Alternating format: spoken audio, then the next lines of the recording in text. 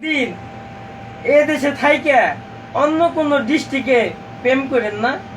প্রেম করলে আমার মতো বাড়িতে কোনো টাকাও পাঠাইতে পারবেন না, মা বাবার মনও পাইবেন না। এই বন্ধুরা আমি রহমানের বাকালায় কত নিজে মোবাইল কার্ড ঘুরছি, একমাত্র আমি জানি।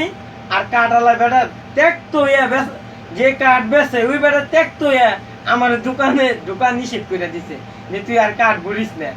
এই যে আমি কানে ধরতাছি ভাই, উঠতেছে, আমার বয়স কম হয় না, বিয়ের বয়স।